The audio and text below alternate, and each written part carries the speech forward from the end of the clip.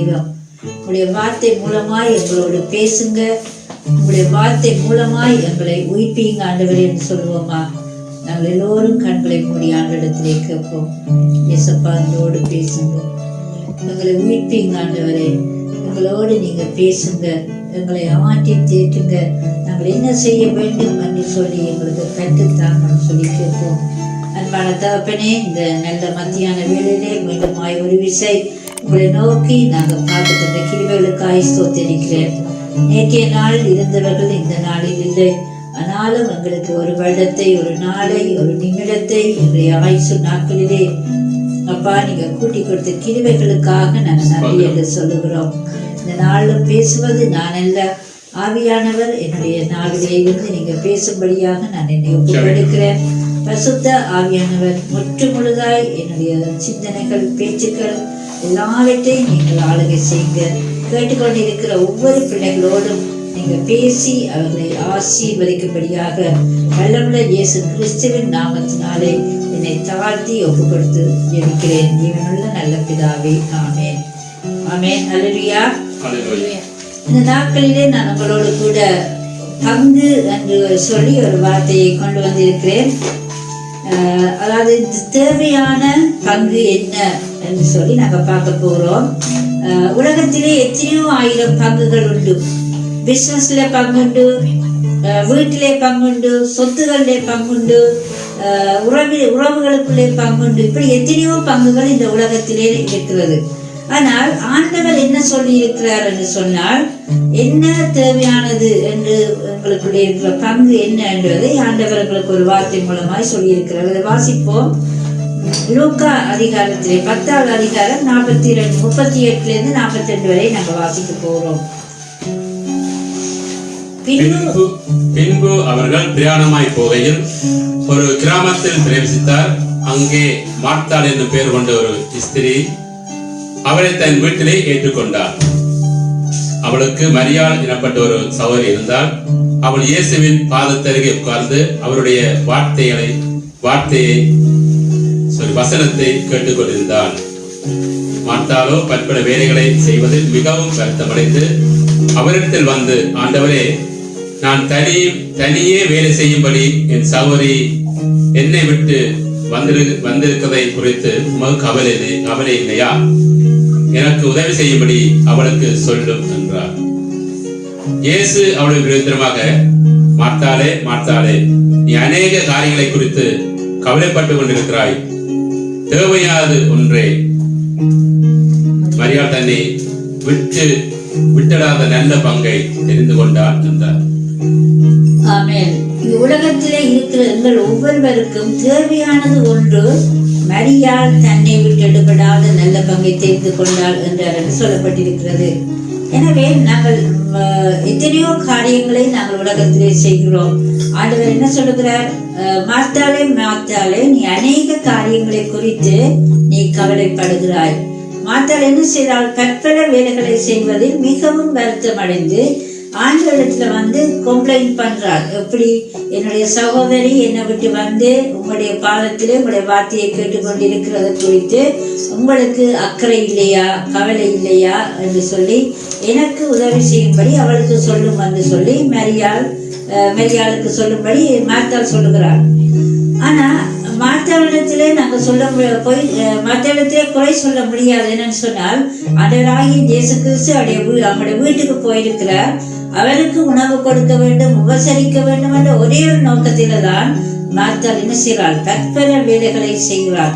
அவள் மிகவும் களைப்படைந்துதான் ஆண்டவரிடத்திலே போய் சொல்லுகிறதா இருக்கிறது. என்னென்று சொன்னால், தனிமையாக இருந்து எல்லா வேலையும் அவள் கவனிக்கிறாள். தனி ஆண்டவர் மட்டும் போயிருப்பாரா அல்லது 12 சீசர்களும் போயிருப்பார்களோ? அத்தனை பேருக்கும் உணவு தயாரிக்கிறது சாதாரணமான காரியம் இல்லை. நாங்கள் ஒரு ஆள் 2 பேருக்கு உணவு தயாரிக்கவே நாங்கள் ரொம்ப சோர்ந்து போகிறோம். ஆனால் மரியாள் என்ன செய்கிறாள்? இந்த தன்னுடைய பற்பல வேலைகளுடைய அந்த வேலையிலே மிகவும் களைப்படைந்தவள் ஆய்த்தான் ஆண்டவரிடத்திலே சொல்லுகிறாள், எப்படி என்று என்னுடைய சகோதரியை குறித்து உங்களுக்கு கவலை இல்லையா, எனக்கு உதவி செய்யும்படி சொல்லும்படியாக. ஆனால் ஆண்டவர் 47வது வசனத்தை நாங்கள் மீண்டுமாய் வாசிப்போம். இயேசு அவளுக்கு பிரயோஜனமாக, மார்த்தாளே, மார்த்தாளே, நீ அநேக காரியங்களை குறித்து கவலைப்பட்டு கலங்குகிறாய், தேவையானது ஒன்றே. மரியாள் தன்னை விட்டிடப்படாத நல்ல பங்கை தெரிந்து கொண்டாள் என்றார். ஆமேன், ஆமேன். நாங்களும் இந்த உலகத்திலே வாழுகிறோம். அநேக காரியங்களை குறித்து நாங்கள் கவலைப்பட்டு கொண்டிருக்கிறோம். அநேக காரியங்கள் சொன்னா எங்களுக்கு வீடு வேண்டும், நல்ல கார் வேணும், நல்ல என்னவெல்லாம் நல்ல நல்ல காரியங்கள் எங்களுக்கு வேண்டும் என்று சொல்லி இருக்கிறதை குறித்து நாங்களும் என்ன செய்யறதில்லை. திருப்தி அடையாதபடிக்கு இன்னும் வேண்டும் இன்னும் வேண்டும் என்று சொல்லி நாங்கள் ஓடிக்கொண்டே இருக்கிறோம்.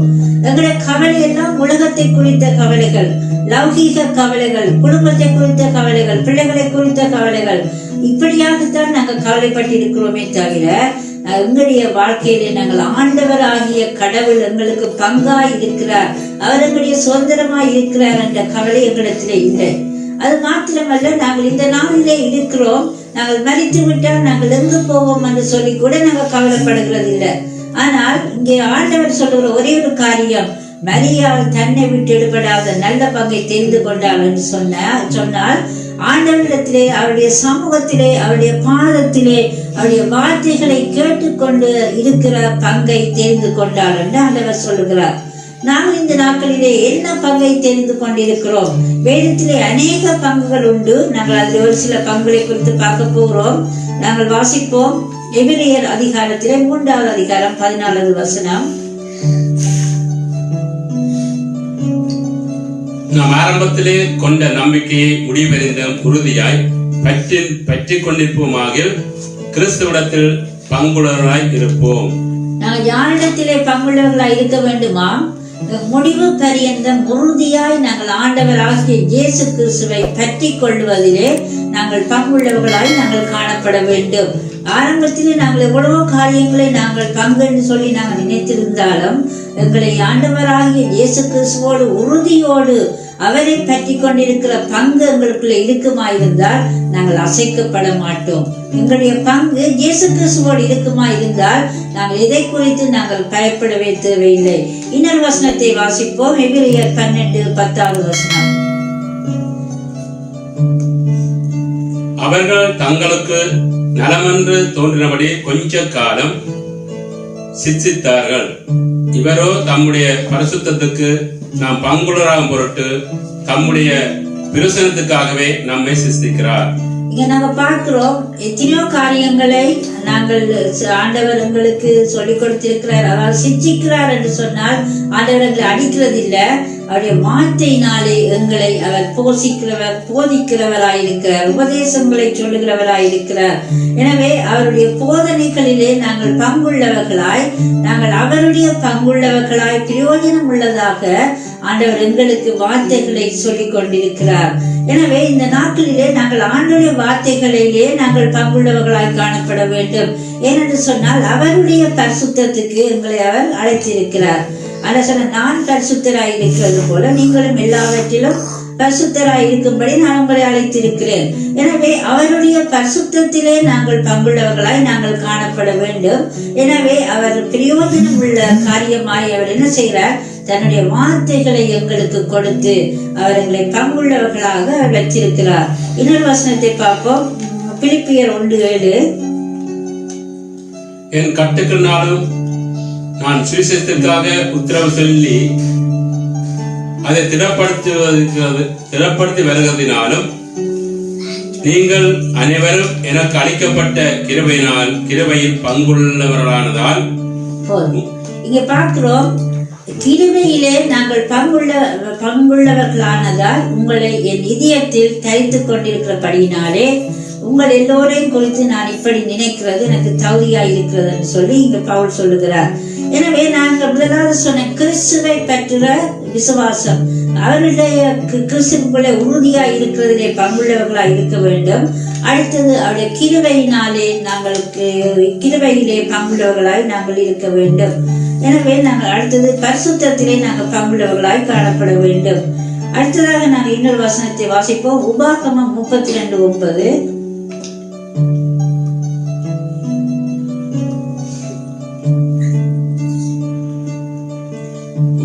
நாங்கள் வாசிப்போம்.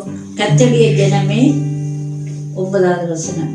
கர்த்தருடைய ஜனமே அவருடைய பங்கு, யாக்கோப்பு அவருடைய சுதந்திர வீதம். இங்க சொல்லப்பட்டிருக்கிறது கர்த்தருடைய ஜனமே அவருடைய பங்கு. அப்ப நாங்க யாரு? நாங்கள் ஆண்டவருடைய பங்காக இருக்கிறோம். எனவே ஆண்டவருடைய பங்குள்ளவர்கள் நாங்கள் அவருக்குத்தான் என்ன செய்கிறோம்?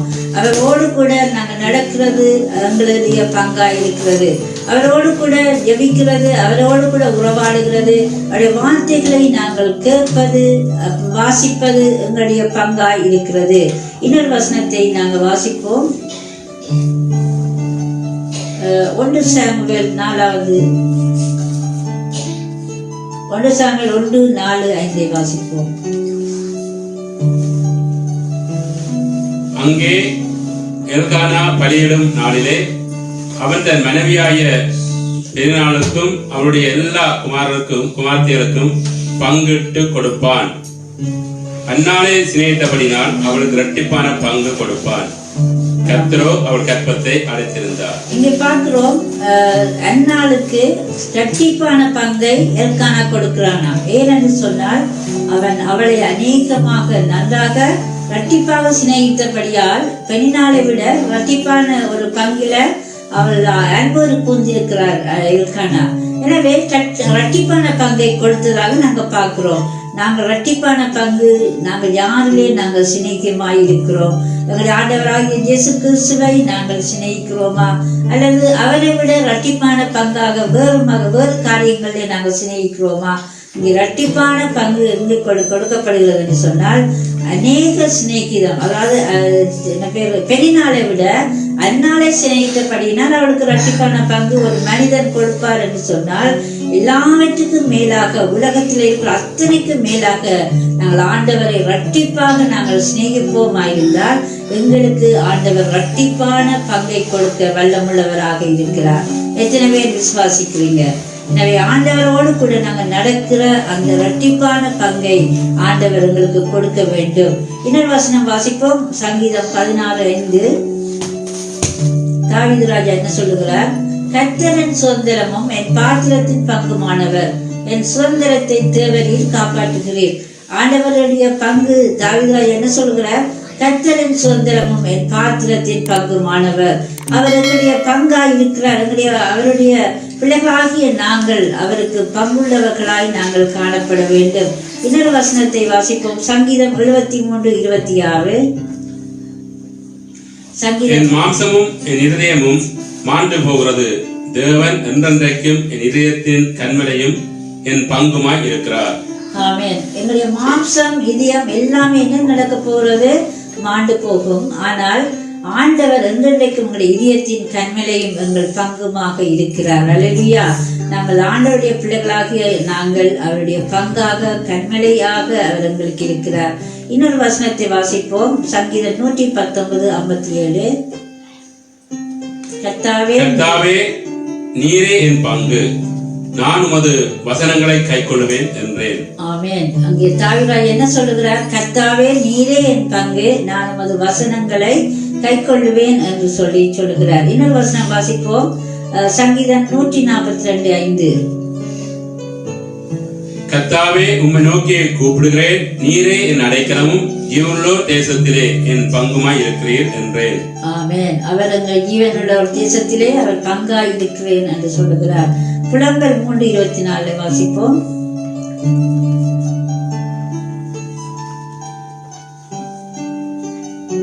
புலம்பல் 3:24. கர்த்தரின் பங்கு, கர்த்தரின் பங்கு, கர்த்தர் என் பங்கு என்று என் ஆத்மா சொல்லும், ஆகையால் அவரிடத்தில் நம்பிக்கை கொண்டிருப்பேன். ஆமென்.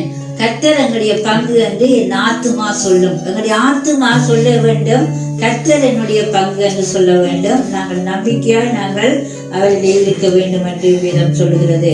இன்னொரு வசனத்தை வாசிப்போம். 1 கொரிந்தியர் 10:21. 17 வாசிப்போம், அப்புறம் 21 வாசிப்போம்.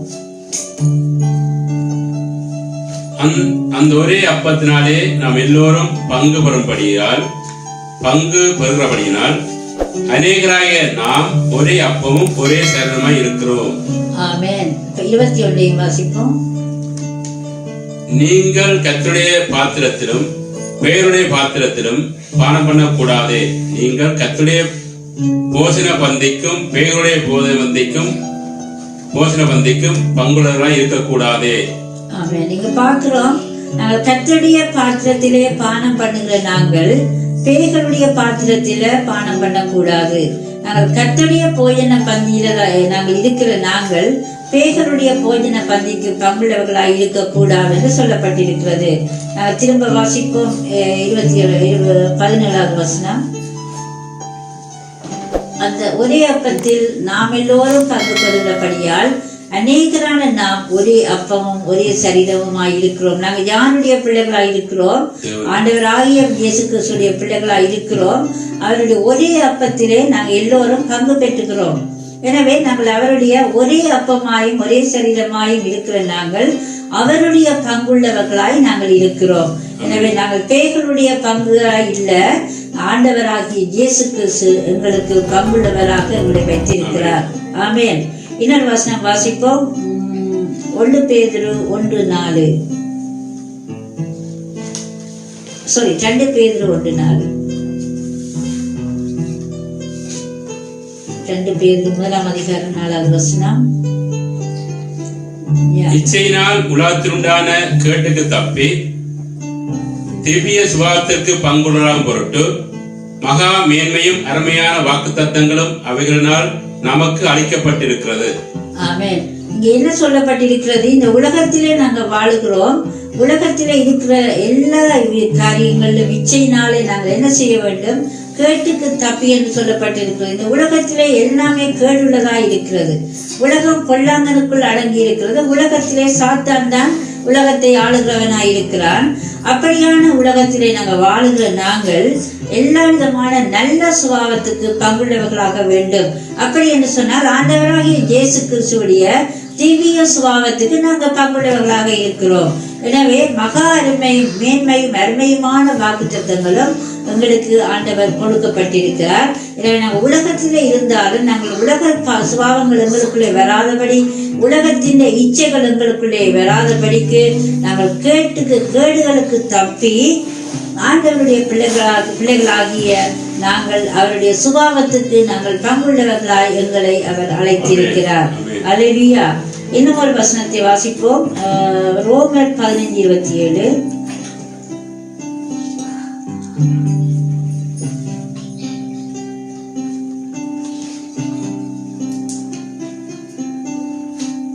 ரோமர் 15:27. இப்படி செய்வது நல்லதென்று எண்ணினார்கள். இப்படி செய்வதற்கு அவர்கள் கடனாளியாயும் இருக்கிறார்கள். எப்படி என்றால் புறையாதியார் அவருடைய ஞான நன்மையினால் பங்கு பெற்றிருக்க சரீர நன்மையினால் அவர்களுக்கு உதவி செய்ய இவர்கள் கடனாளியா இருக்கிறார்களே. ஆமென். நாங்கள் சரீரத்திலே நன்மைகளாக தேவனுடைய ஞான நன்மைகளோடு கூட புறஜாதியராகிய நாங்கள் அவரோடு கூட பங்குள்ளவர்களாய் நாங்கள் காணப்பட வேண்டும். ஏனென்று சொன்னால் நாங்கள் ஆண்டோட பிள்ளைகளாய் இருக்கிறோம். அவருடைய ஞான நன்மைகளிலே நாங்கள் பங்கு பெற்ற வேண்டும். ஞான நன்மைகளில் பங்கு பெற்றிருக்க சரீர நன்மைகளால் அவர்களுக்கு உதவி செய்ய இவர்கள் கடனாளிகளாய் இருக்கிறார்களே. எனவே நாங்கள் ஞான நன்மைகளை பெற்றவர்களாக சரீர நன்மைகளை நாங்கள் நன்மைகளினாலே உதவி செய்கிறவர்களாய் நாங்கள் அதற்கு கடன்பட்டவர்களாக நாங்கள் இருக்கிறோம். அடுத்ததாக நாங்கள் இன்னொரு வசனம் வாசிப்போம். வெளிப்படுத்தின விசேஷம் 20:6. முதலாம் உயிர்த்தெழுதலுக்கு பங்குள்ளவன் பாக்கியவானும் பரிசுத்தவானுமாய் இருக்கிறான். இவர்கள் மேல் 2ஆம் மரணத்துக்கு அதிகாரம் இல்லை. இவர்கள் தேவனுக்கும் கிறிஸ்துவுக்கு முன்பாக ஆசாரியராயிருந்து அவரோட கூட 1000 வருஷம் அரசாடுவார்கள். ஆமென், ஆமென். எங்களுடைய ஒரே ஒரு நம்பிக்கை என்ன? ஆண்டவராகிய இயேசு கிறிஸ்து இந்த உலகத்துக்கு மீண்டுமாய் வரப்போகிறார். அவரோடு கூட 1000 வருஷம் நாங்கள் அரசாள போகிறோம். எனவே முதலாவது உயிர்த்தெழுதலுக்கு பங்குள்ளவர்கள் பாக்கியவான்கள், பரிசுத்தவான்கள். நாங்கள் ஆண்டவராகிய இயேசு கிறிஸ்துவோடு நாங்கள் என்ன செய்ய போகிறோம்? மரித்தாலும் அவருக்குள்ளே மரித்தவர்கள் முதலாவது எழும்புவார்கள் என்று வேதம் சொல்லுகிறது. அதற்கு பங்குள்ளவன் பாக்கியவான். அடுத்தது 2ஆம் மரணத்துக்கு எங்களுக்கு அதிகாரம் இல்லை. ஆனால் நாங்கள் யாருக்கு முன்பாக, தேவனுக்கு கிறிஸ்துவுக்கு முன்பாக ஆசாரியர்களாக நாங்கள் அவரோட கூட 1000 வருஷம் அரசாளுகிற பங்கை நாங்கள் பெற்றிருக்கிறோம். கரங்களை தட்டி தேவனுக்கு மகிமை செலுத்துவோம். நாங்கள் சாதாரணமானவர்கள் அல்ல. நாங்கள் யார் என்று சொல்லி எங்களை நாங்கள் நிதானிக்க வேண்டும். ஆண்டவருடைய பிள்ளைகளாகி எங்களுக்கு தேவன் கொடுத்த எல்லா நன்மைகளையும் நாங்கள் நினைத்து நாங்கள் பார்க்க வேண்டும். நாங்கள் அவரோடு கூட அரசாளக்கூடிய வல்லமை அவர் எங்களுக்கு கொடுக்க போகிறார். அவருடைய வருகையில நாங்கள் கைவிடாதபடிக்கு எடுத்துக்கொள்ள போக வேண்டும். அதாவது நாங்கள் மற்றவர்களை ஆயத்தப்படுத்த வேண்டும், எங்களையும் ஆயத்தப்படுத்த வேண்டும். நாங்கள் யாருக்கு பங்காக இருக்கிறோம்? நாங்கள் கிறிஸ்துவுக்கு நாங்கள் பங்குள்ளவர்களாக இருக்கிறோம். எந்த விதமான அதிகாரிகளுக்கும் பங்கல்ல. இந்த உலகத்தில் நாங்கள் வாழ்ந்தாலும் உலகத்துக்கு நாங்கள் பங்குள்ளவர்கள் அல்ல. நாங்கள் ஆண்டவருடைய பிள்ளைகளாக இருக்கிறோம். தேவனுக்கு கிறிஸ்துவுக்கு முன்பாக அவர்களை ஆசாரியர்களாக அவர்களை தெரிந்து கொண்டிருக்கிறார். நாங்கள் ஆசாரியர்களும் லேவியர்களுமாய் நாங்கள் இருக்கிறோம். எனவே இந்த நாட்களிலே நாங்கள் ஆண்டவருடைய வருகைக்கு எங்களை நாங்கள் தயார்படுத்த வேண்டும். எனவே இந்த வசனத்தை கேட்டுக்கொண்டிருக்கிற நீங்க யாராக இருந்தாலும், நீங்கள் உலகத்திலே நீங்கள் வாழ்ந்து கொண்டிருக்கலாம், ஆனால் உங்களுடைய பங்கு இயேசு கிறிஸ்துவோடு இருக்கிறது என்பதை நீங்கள் மறக்க கூடாது. காரணம், அவர் உங்களுக்காக இந்த உலகத்துக்கு வந்து தன்னுடைய முழுமையான ரத்தத்தை சிந்தி எங்களுக்காக எங்கள் பாவங்கள், மீறுதல்கள், அக்கிரமங்கள், நோய்கள் எல்லாவற்றையும் அவர் சிலுவையிலே சுமந்து கொண்ட எங்களுடைய அன்பான தேவ ஆட்டுக்குட்டியான இயேசு கிறிஸ்துவுக்கு நீங்களும் நானும் பங்குதாரராய் இருக்கிறோம். எனவே அதான் ஆண்டவர் சொன்னார், மரியாள் எத்தனையோ காரியங்களை குறித்து பற்பல வேலைகள், பற்பல கவலைகளோடு கூட இருந்த போது ஆண்டவர் என்ன சொன்னார்? நீ அநேக காரியங்களை குறித்து நீ கலந்துகிறாய். நீ அந்த நீ செய்ய வேண்டிய ஒரே ஒரு காரியம், இந்த மரியாள் தன்னுடைய நல்ல பங்கை தெரிந்து கொண்டாள். அது போல நீங்களும் நானும் நல்ல பங்கை தெரிந்து கொண்டவர்களாக ஆண்டவருடைய வருகையிலே நாங்கள் எடுத்துக்கொள்ள நாங்கள் இந்த நாட்களிலே எங்களை நாங்கள் அர்ப்பணிக்க வேண்டும். இந்த வசனத்தை கேட்டுக்கொண்டிருக்கிற யாரா இருந்தாலும், இந்த உலகத்திலே உங்களுக்கு உபத்திரவம் உண்டு, ஆனாலும் ஆண்டவர் சொன்னார், ஆனாலும் கலங்காதீர்கள், நான் உங்களுக்கு சமாதானத்தை கொடுக்க வந்திருக்கிறேன். உபத்திரவம் உண்டு, ஆனாலும் திடன் கொள்ளுங்கள், நான் உலகத்தை ஜெயித்தேன் என்று சொன்ன ஆண்டவர் இந்த நாட்களிலே நீங்கள் எப்படிப்பட்ட கலக்கம், எப்படிப்பட்ட துக்கம், எப்படிப்பட்ட வேதனை, எப்படிப்பட்ட வியாதிகளிலே கூட நீங்கள் இருக்கலாம். ஆனால் ஆண்டவர் உங்களை பார்த்து ஒரே ஒரு காரியம் சொல்லுகிறார், நீங்கள் கலங்காதே, உங்களுடைய இருதயம் கலங்க வேண்டாம், இதோ சீக்கிரமாய் நான் வருகிறேன் என்று ஆண்டவர் சொல்லுகிறார். ஆண்டவர் சீக்கிரமாய் வரப்போகிறார். ஏனென்றால் அவர் என்னுடைய பங்கு, உங்களுடைய பங்காய் இருக்கிறபடினாலே உங்களையும் என்னையும் அழைத்துக் கொள்ள ஆண்டவர் சீக்கிரமாய் வரப்போகிறார். அந்த பங்குள்ள ஆண்டவர் எங்களுக்குள்ளே இருக்கிறபடினால் ஆண்டவருக்கு நன்றி சொல்லுவோமா? தேவனுடைய ராஜ்யம் எங்களுக்குள்ளே இருக்கிறது. அந்த ராஜ்யத்தை நாங்கள் தேவனோடு கூட பங்குள்ளவர்களாய் அவருக்காக, அவருடைய பிள்ளைகளாக நாங்கள் இன்னுமாய் நாங்கள் அவருக்கு உண்மையாக நாங்கள் வாழுவோம். நாங்கள் கண்களை மூடி நாங்கள் ஜெபித்துக் கொள்வோம். அன்பான ஆண்டவரை, இந்த நாளும் கூட நீங்கள் எங்களுடைய சுதந்திரத்தின் பங்காக இருக்கிறீங்க. எங்களுக்கு ஆண்டவரை நீங்க கொடுத்த உங்களுடைய பங்குக்காக நாங்கள் நன்றி செலுத்துகிறோம். உலகத்திலே எத்தனையோ விதமான பங்குகளா இருக்கிறது, ஆனால் நீங்க எங்களுக்கு பங்கா இருக்கிறது எங்களுக்கு போதுமாய் இருக்கிறது. ஆண்டவரே அப்பா, நாங்கள் நல்ல பங்கை தெரிந்து கொண்ட மரியாள்களை போல ஆண்டவரே எங்களை நீங்க ஆசீர்வதிங்க. இன்னுமாய் உங்களுடைய வேத வார்த்தைகளை கற்றுக்கொள்ள, உங்களுடைய திருப்பாத்திரை அமர்ந்து உங்களோடு உறவாட எங்களுக்கு நீங்க கிருபை தரும்படியாய் செபிக்கிறேன். இந்த வசனத்தை கேட்டு இந்த Facebookல பார்த்து கொண்டிருக்கிற ஒவ்வொரு பிள்ளைகளையும் உங்களுடைய பங்காக நீங்கள் ஆசீர்வதிக்கும்படியாய் வல்லமுள்ள இயேசு கிறிஸ்துவின் நாமத்தினால் நான் செபிக்கிறேன். ஜீவனுள்ள நல்ல பிதாவே, ஆமென். கர்த்தர் தாமே உங்களை ஆசீர்வதிப்பாராக. God bless you.